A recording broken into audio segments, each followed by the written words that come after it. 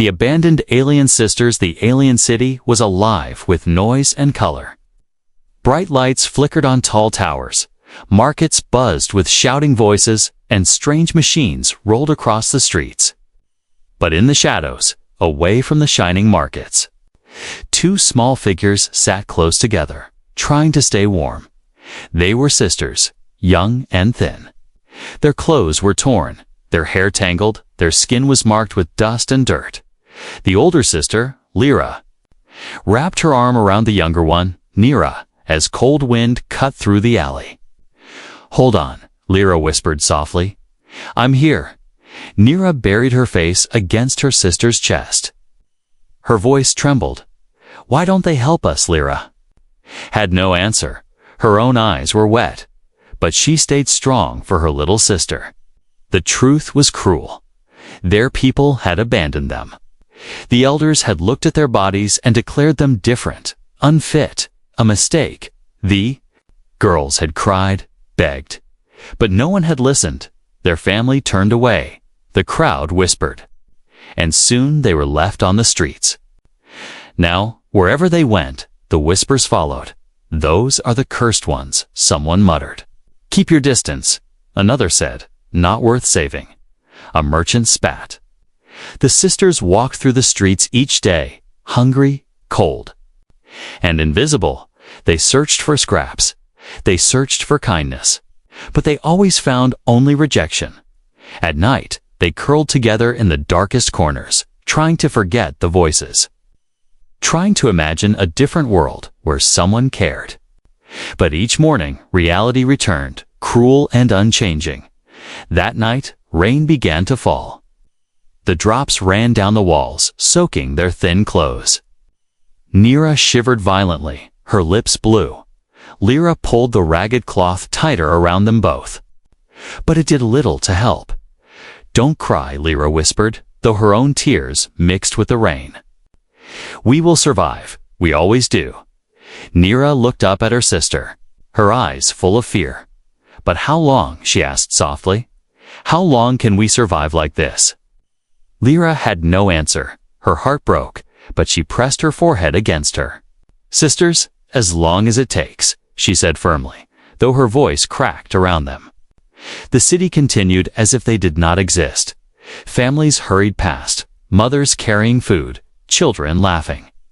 No one looked at the two girls in the alley. No one offered even a glance of kindness. A group of young aliens passed by, laughing loudly.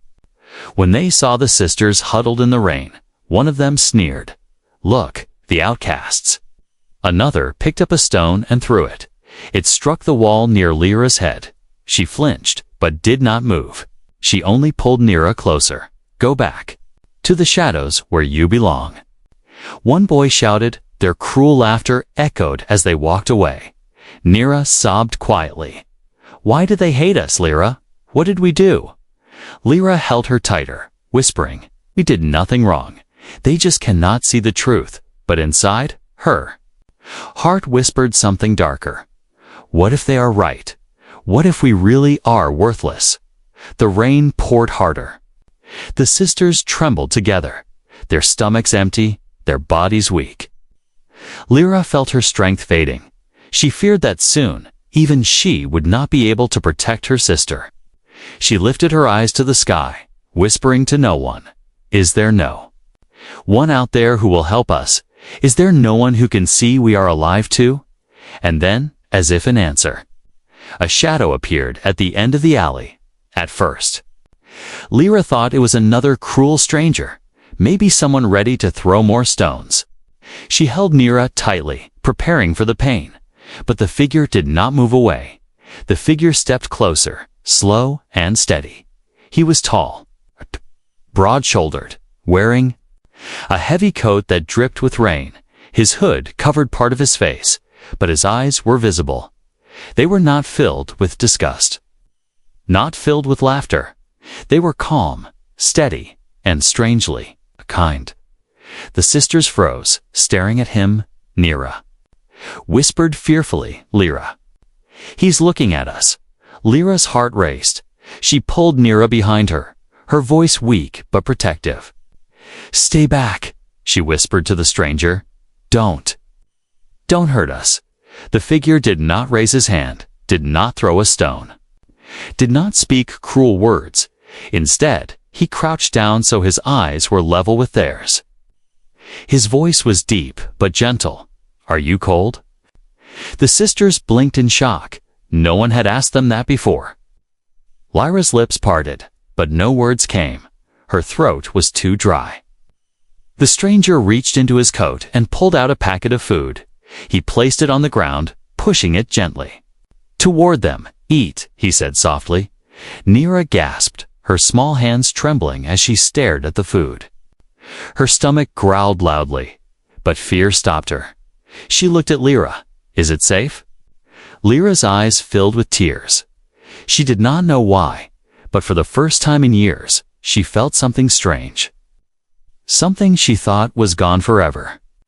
Hope, the stranger's gaze was steady. "It's safe," he said. "It's yours."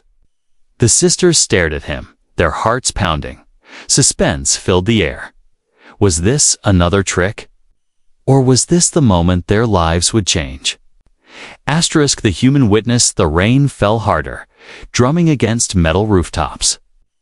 Splashing in the puddles, the two sisters sat frozen, their eyes locked on the tall stranger. They had expected laughter, insults, maybe another stone, but none came. Instead, the human crouched in front of them, calm and steady. Lyra tightened her grip around her younger sister Nira. Her heart pounded in her chest. "Why are you here?" she whispered, her voice shaking. "Don't you know what they call us?" The human tilted his head slightly, his dark eyes soft, but firm. "I don't care what they call you," he answered quietly. "I see two girls who are cold, hungry, and alone." His words struck Lyra's heart like fire in the dark. For years, no one had spoken to them like that. She didn't know whether to believe him or run. Behind the human, voices began to rise.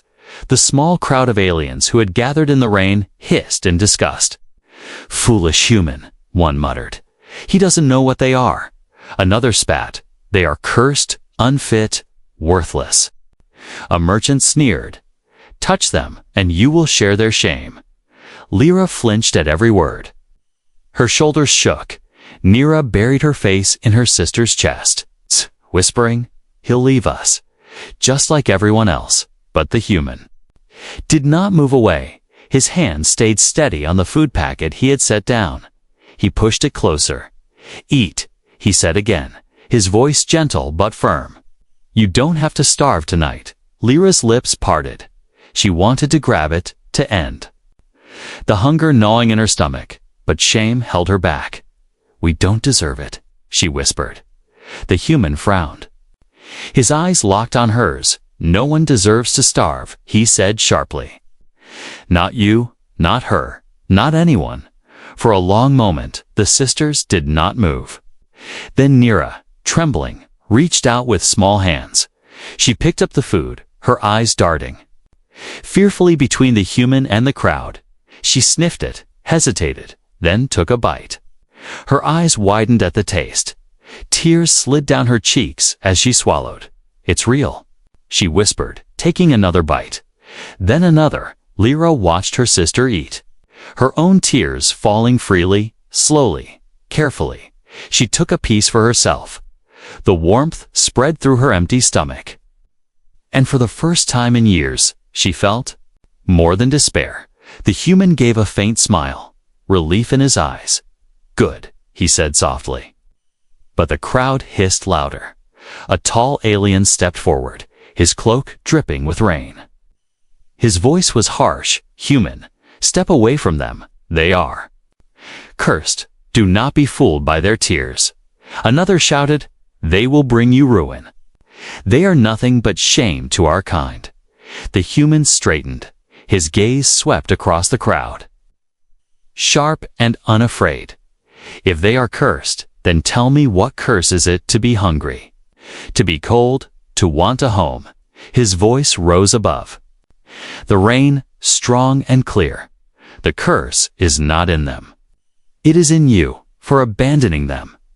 The crowd gasped at his words. Some muttered angrily. Others looked away in guilt, but none stepped closer. Lyra's heart raced. She stared at the human. Stunned, no one had ever defended them. No one had ever spoken against the crowd. Her lips trembled. Why? Why are you doing this? She whispered. The human turned back to her. His expression softened. Because kindness is a choice, he said simply, and I choose you.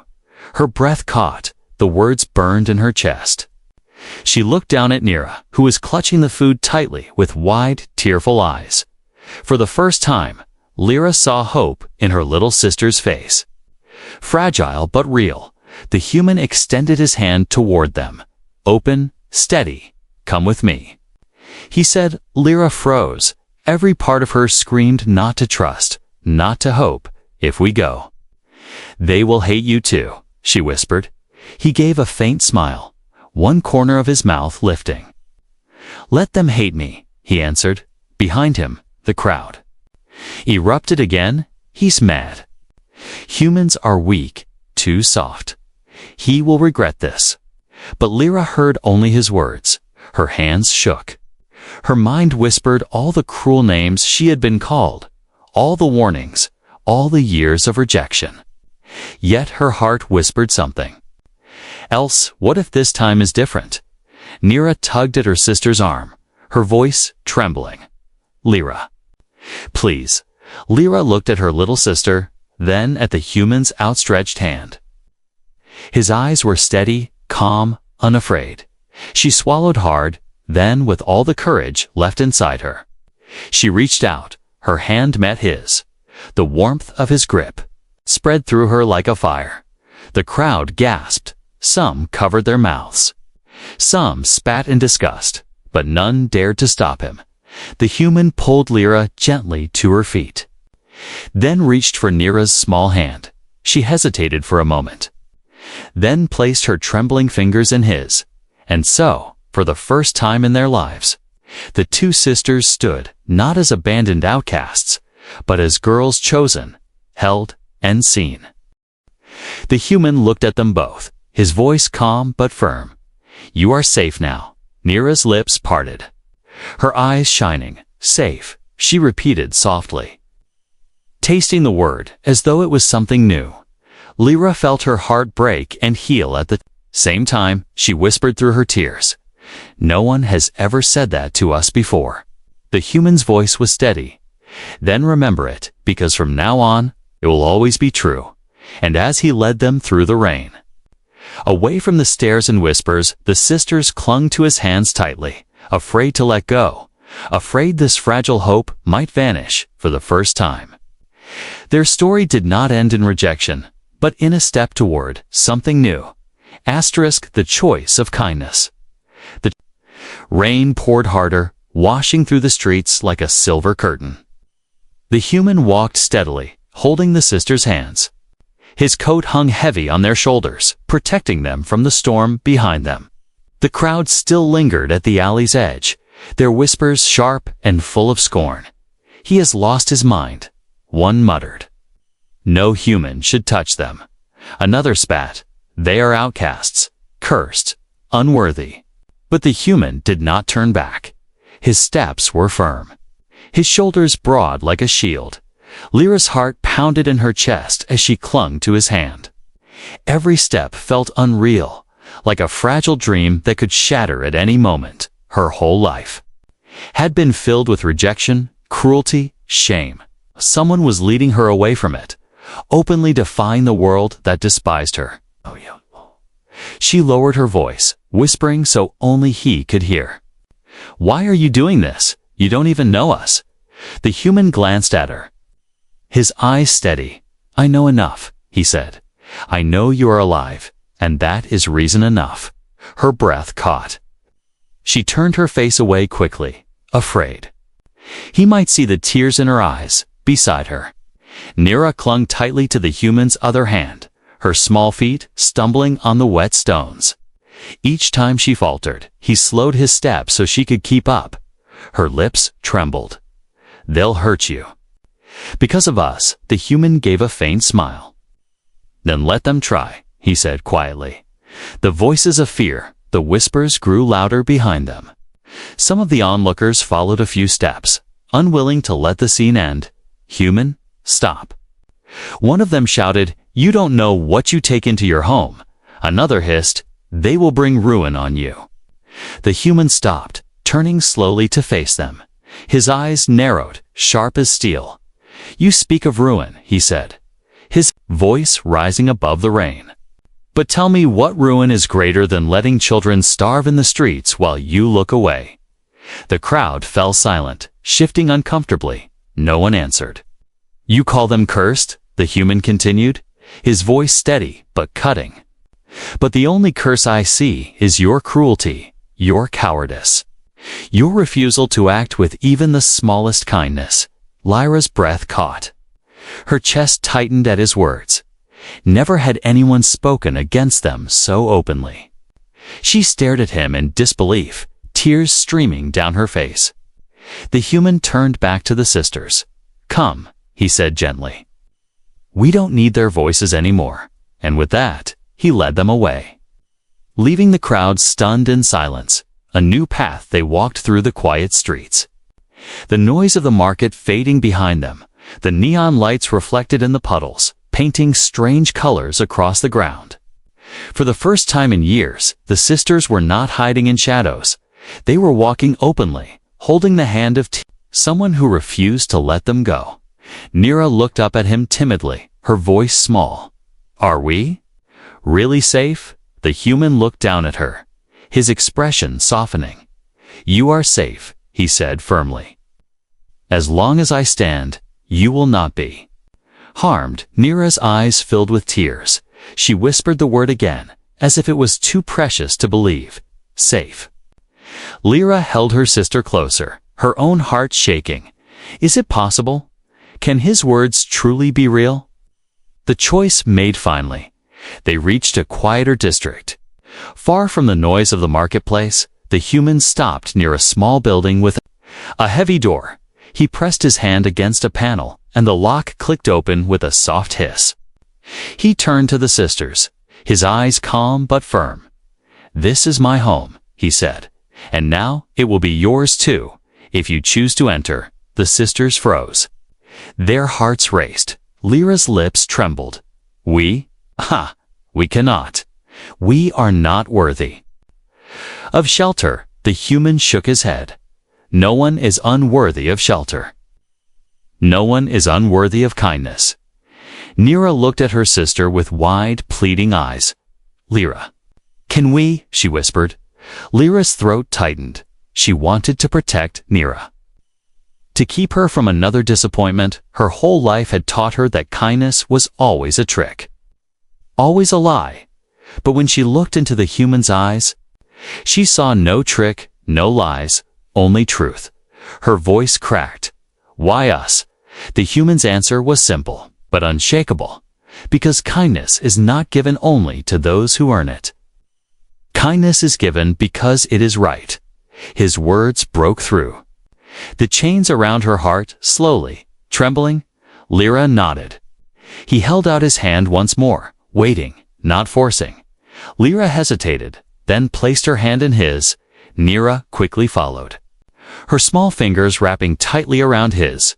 Together, they stepped inside. The first warmth the door closed behind them, sealing out the rain. The room was simple but alive with warmth. A heater hummed. The lights glowed softly. A faint smell of food lingered in the air. The sisters stood frozen just inside the doorway, clutching his coat around them, afraid to move. Afraid this was all a fragile dream that might vanish. The human turned to them, his voice gentle. "This is your home now," Nira gasped, covering her mouth with her hands. Her eyes filled with tears. Lyra's breath caught. "Home," she whispered, the words shaking her soul. For years, they had known only rejection, only shadows, only cold nights with no place to belong. Now, a human had chosen them, had called them safe, had given them a home, and though fear still lingered in their hearts, Though the scars of rejection were deep for the first time, they felt the fragile spark of something they had lost long ago. Hope. Shelter and transformation. The door closed behind them with a heavy thud, shutting out the storm, shutting out the whispers of the crowd. Inside, the air was different. Warmth spread through the small room, carried by the steady hum of a heater in the corner. Soft yellow lights glowed overhead, far gentler than the sharp neon of the city outside.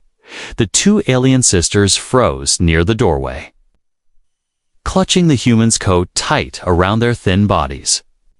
Their eyes darted across the room in disbelief. A table stood against the wall, covered with scattered tools. A chair rested near the heater, and shelves filled with strange objects lined one side. It was small, simple, and ordinary, yet to the sisters it felt like a palace. Lyra's breath caught in her chest. She pulled her younger sister Nira close, whispering, "Don't touch anything. We might break it." Nira clung to her, her eyes wide with fear. What if he changes his mind? What if he tells us to leave? The human, hearing their whispers, turned slowly to face them. His expression was calm, his eyes steady. "You're safe here," he said softly, his voice cutting through their doubts like sunlight breaking a storm. "No one will throw you out. Not tonight. Not ever. If you choose to stay." The sisters looked at each other, their hearts trembling. The word safe was too new, too heavy, almost too good to believe. Food and dignity. The human moved to the small cooker on the table, filling a pot with water. Soon, the scent of hot broth filled the air. Nira's stomach growled loudly, and she covered it in embarrassment. Lyra lowered her head, shame burning her cheeks. The human glanced over his shoulder and said gently, "Hungry?" The sisters did not answer. They were afraid. For so long, food had only come as scraps thrown at their feet, spoiled pieces tossed and discussed. To be offered food felt like a trick. The human placed 2 bowls on the table and gestured. "Come." The sisters hesitated, staring at the steaming bowls. Nira whispered, "Lyra, is it really for us?" Lyra swallowed hard. I don't know." The human stepped closer, crouching to their level, his voice low and steady. "Yes, it is for you. Sit, eat. You don't have to beg here." Tears filled Lyra's eyes. Slowly, with trembling legs, she guided Nira forward. They sat at the table, their hands shaking as they lifted the bowls. The broth was warm, simple, but rich with flavor. Nira gasped after the first sip, her eyes wide. "It's good," she whispered, as if shocked. Lyra took a sip too. The warmth slid down her throat, chasing away the cold that had lived inside her for so long. She pressed a hand to her mouth as tears spilled down her cheeks. The human sat across from them, silent, letting them eat without shame. For the first time in their lives, the sisters ate at a table, not in the dirt. For the first time, they felt human. The cleansing after they finished, the human stood and gestured toward small door. Steam drifted out from within. "There's hot water inside," he said gently. "Take turns. Wash away the cold." The sisters froze, their eyes widened in fear. Lyra shook her head quickly. "No, we can't. We'll make it dirty. We are dirty." The human stepped closer, his gaze firm but kind. "You are not dirty. They told you lies. You deserve to feel clean." Nira whispered, "But no one ever let us before." His voice was steady. "Then tonight, it changes." The sisters looked at each other. Slowly, Lyra guided Nira toward the door, her hands trembling. When they stepped inside, the steam wrapped around them like a warm embrace. For a moment, they just stood there, unable to move. Lyra touched the water first, her breath catching at the warmth. She guided Nira beneath it, and the younger sister gasped as the heat ran across her skin. Dirt washed away, revealing soft, glowing patterns on her arms, faint silver markings that shimmered under the light. Lyra stared in shock. Neera, to your skin.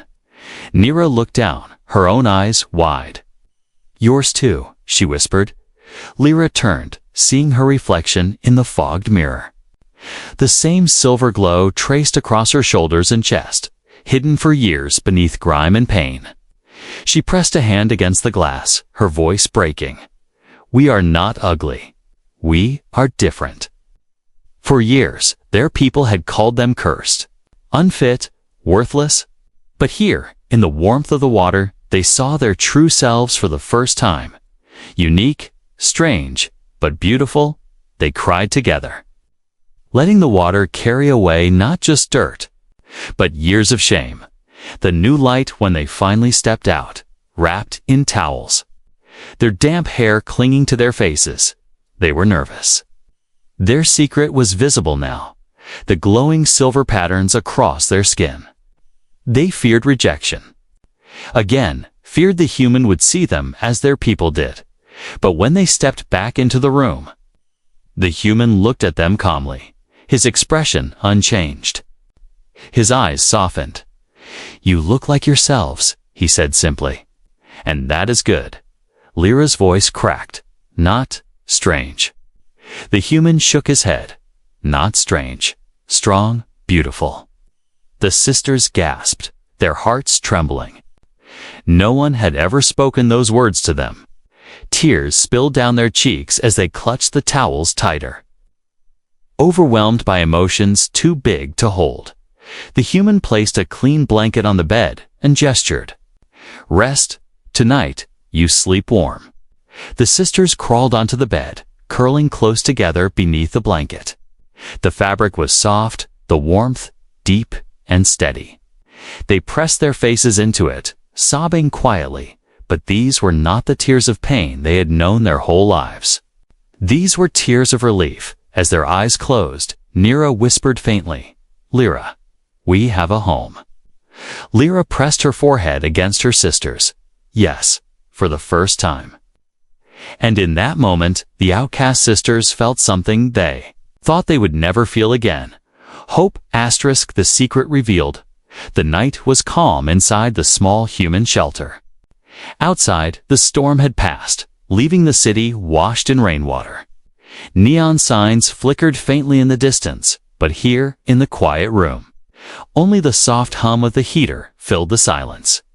Lyra lay awake beneath the blanket, her younger sister Neera curled against her chest, already asleep. The warmth, the bed, the food, it was all too much, too strange. She had forgotten what comfort felt like. Yet, instead of peace, her mind was restless. The human sat at the table, fixing a broken tool with steady hands. He had not asked them questions, not once since bringing them inside. He had only given food, warmth, and safety. But Lyra could feel it. He wanted to know. He deserved to know. She stared at him in the dim light, her voice soft and trembling. You don't know why they hate us, why they left us. The human looked up, his eyes steady, calm as always. He set the tool aside. Then tell me, he said gently. Lyra's throat tightened.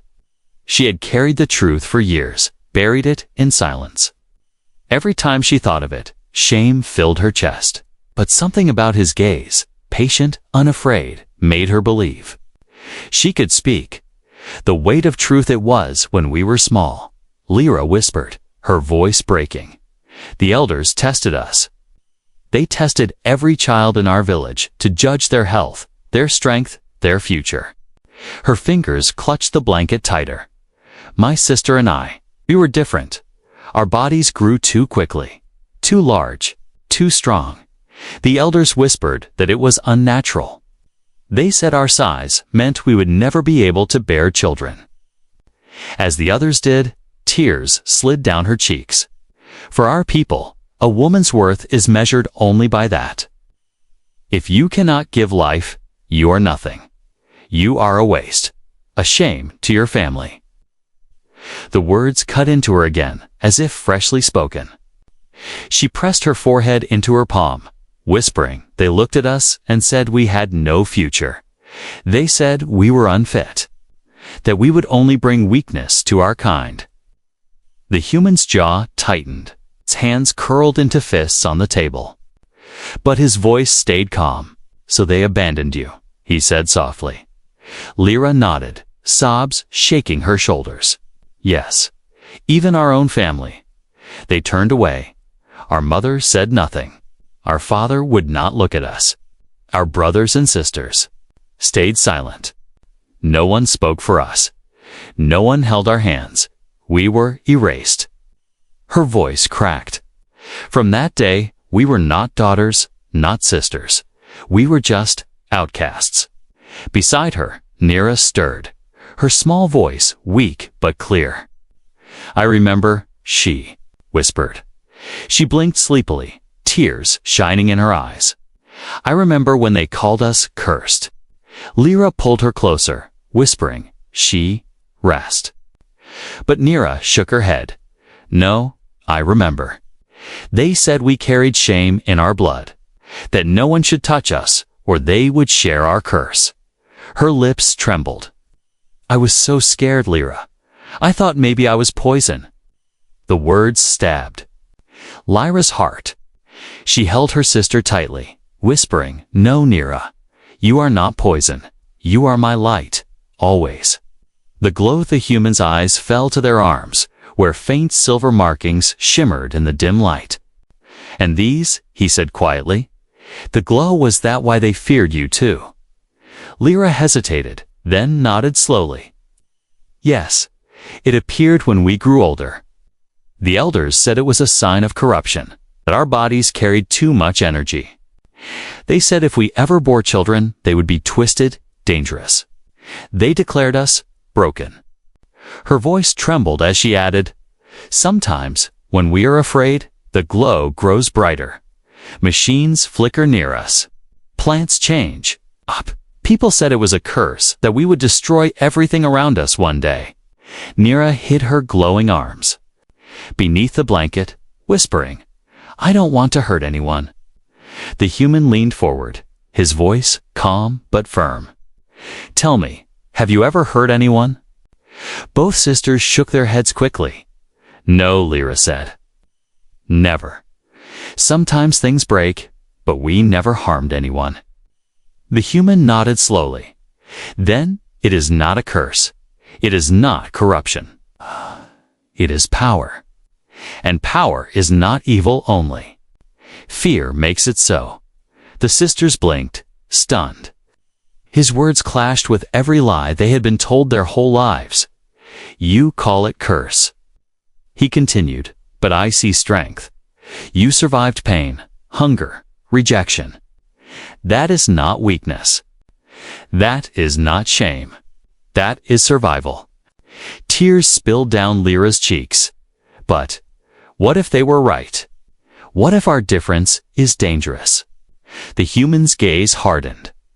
"Then we will learn. Together, you will not carry this fear alone." The sisters gasped softly. For so long, they had been told they were poison, doomed, worthless. Yet here was someone saying the opposite, and not just saying it, but believing it.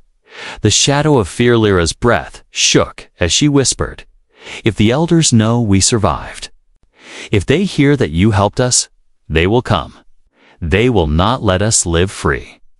Nira clutched her sister tightly, her voice trembling. "They'll take us back. Or worse, they'll kill us."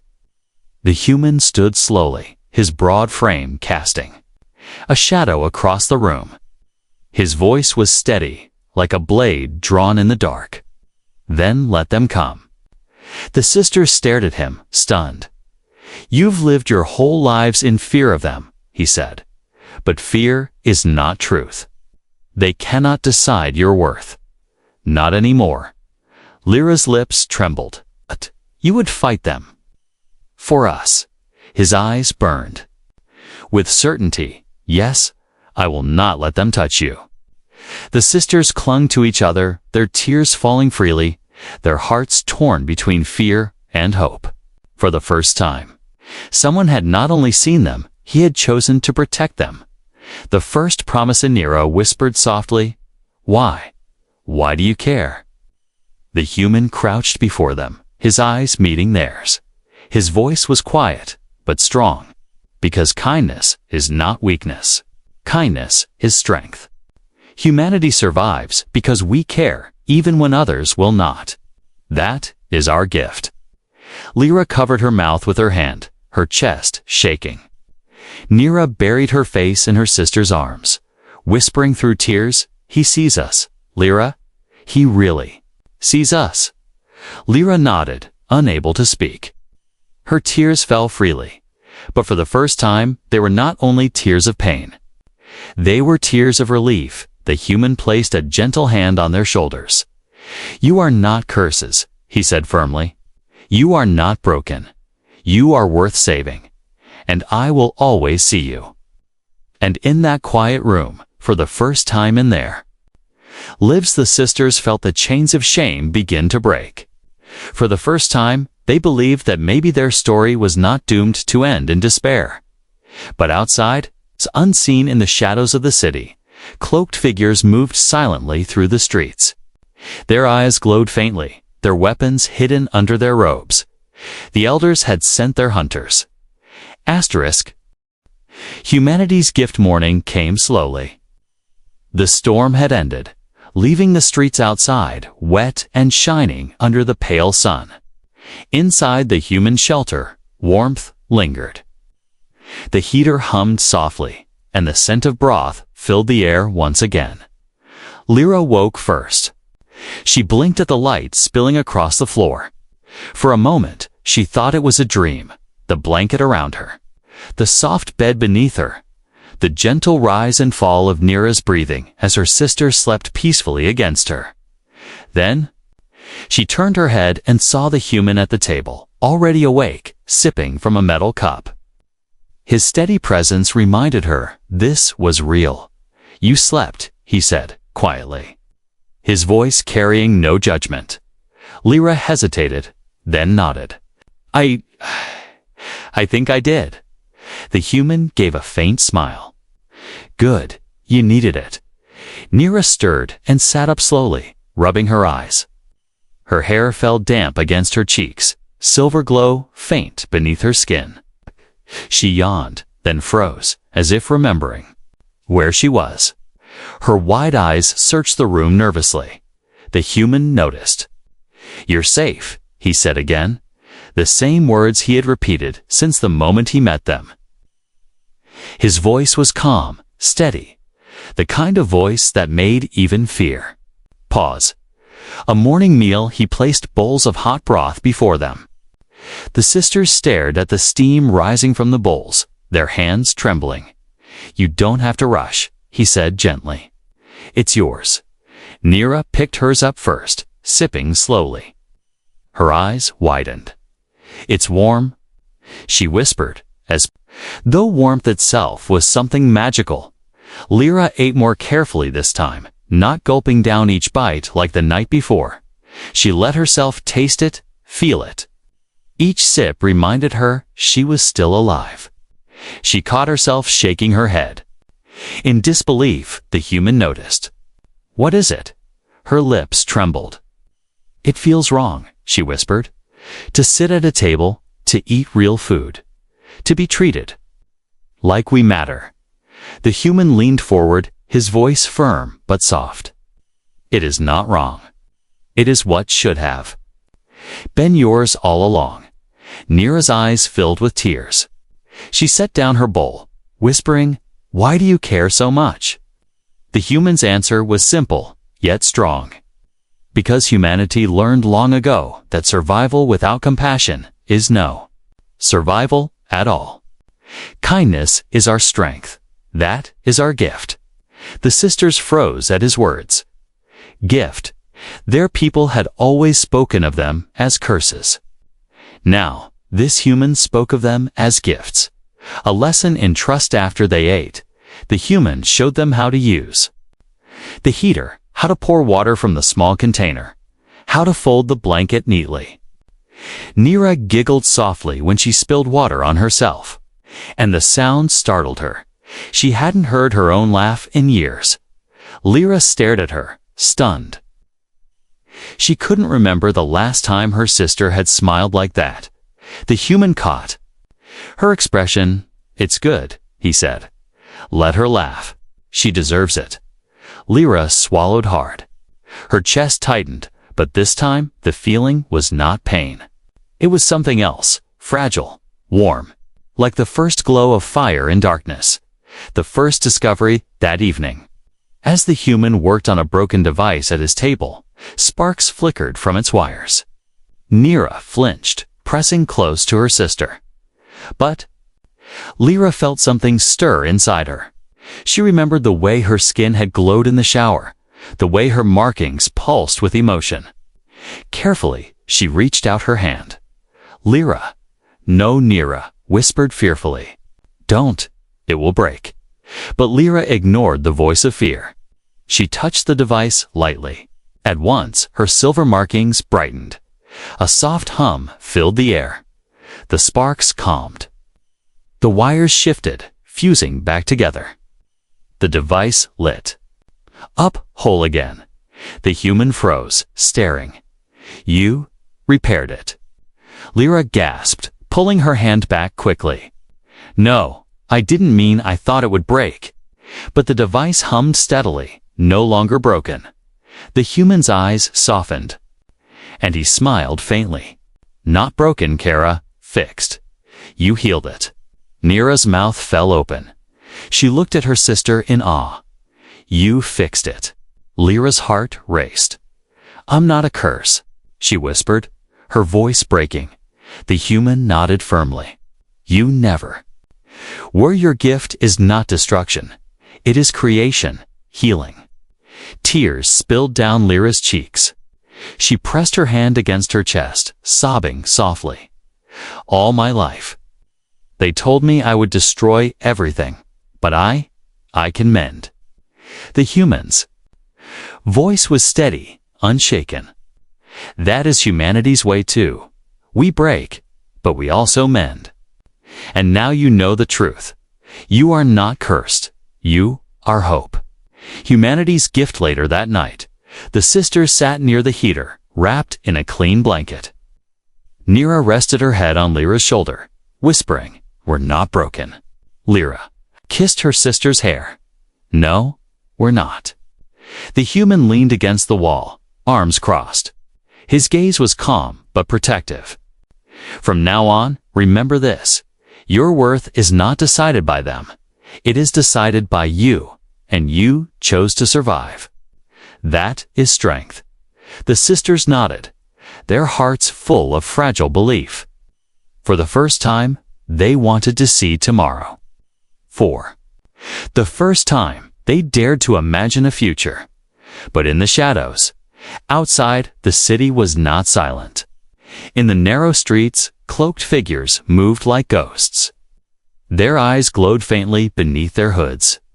Their voices were whispers carried on the damp wind. "She survived," one said. "The cursed ones are alive," another hissed. "And the human protects them," a third growled. "The elders will not allow this," the leader said coldly. "They are shame to our kind. They must be taken back or ended." Their weapons gleamed faintly under the dim lights. Their footsteps were silent. Their patience was long. Inside the shelter, the sisters slept soundly for the first time in years, unaware of the danger drawing closer, and the human, sitting watch at the table, lifted his gaze to the door. His eyes narrowed. He had felt it, the change in the air, the weight of unseen eyes. He whispered softly to himself, "If they come, they will not take them." Proving them wrong, the city was quiet, the air heavy with mist after the storm. Inside the small, human shelter, the sisters slept peacefully for the first time in years, wrapped in warmth and safety. Neera's breathing was steady, her small hand clutching Lyra's, even in sleep. Lyra's face, usually tense with fear, was soft. Her lips curved faintly in rest, but the human sat awake at the table, his sharp eyes fixed on the door. Something gnawed at him. He had lived too long in the galaxy not to know when shadows moved. And tonight he felt them pressing closer. Outside, cloaked figures crept silently through the streets. Their steps were careful, their weapons hidden but ready. Their voices were low, filled with hate. "She is here," one whispered. "The cursed ones survive. The human has them." The leader's eyes glowed faintly under his hood. "Then tonight, we erase this shame." The hunters arrived. The first knock on the door was not gentle. It was loud, commanding, full of authority. "Human," a voice growled, deep and cold, "open the door. You shelter what must not be sheltered. The cursed belong to us." Woke with a start, sitting up quickly. Her heart pounded as the words pierced the room. Nira whimpered, clinging to her sister. "Lyra." "They found us," she whispered, her body trembling. The human rose slowly, his broad shoulders filling the room. His voice was calm but sharp. "Stay here," he told them. He stepped toward the door, his hand resting on the lock. "If you want them," he said, his voice steady as steel, "you'll have to come through me first." The door burst open. 4 hunters stepped inside, cloaked and armed. Their eyes glowed with cold fire. "There they are," one hissed, pointing to the sisters. "The broken ones." Nira screamed and buried her face against Lyra's chest. Lyra held her tightly, her own body trembling, but she forced herself to stand in front of her little sister. The hunters sneered. "Do you not see, human? They are poison. They are unfit to live. Release them or be destroyed with them." The human stepped forward, his presence like a wall. "You call them poison, but I see children. You call them cursed, but I see strength. You abandoned them because you were afraid. But fear is not truth." The spark of power. The hunters advance, their weapons crackling with energy. The sisters cried out, clutching each other. Lyra's silver markings flared brightly, glowing across her arms. The air in the room trembled. "Lyra, no," Nira whispered in panic. "You'll break everything." But the human turned to her, his voice strong and unshaken. "Don't fight the glow. Trust it. It's not a curse. It's you." Lyra's eyes widened. "But I'll hurt you." "No," he said firmly. "You won't, because you are not destruction. You are life." Her breath caught. His words pierced through the lies she had lived under for years. The hunters laughed. "Pathetic human. Kindness is weakness. Watch how your compassion ends in ruin." They lunged forward, weapons raised. The human fought back with nothing but his fists and a metal staff he pulled from the wall. He moved with fierce precision, blocking the first strike, countering with strength that forced the hunter back. Another swung at him, but he ducked, his staff striking hard against the attacker's arm, but there were 4 of them. He was only one. "Lyra," Nira cried, terrified. "He can't fight them all." Lyra's heart pounded. Her silver glow flared brighter, filling the room with light. She clenched her fists. No more running. No more hiding. She stepped forward, her body trembling, her voice breaking but strong. "Stop." The hunters froze, startled by the force in her voice. Her whole body glowed now, light streaming from her markings. Machines in the room hummed, wires sparking not in destruction, but in harmony. The hunters' weapons flickered their energy. Blades sputtering out. "This power." One gasped. "She's unstable," another hissed.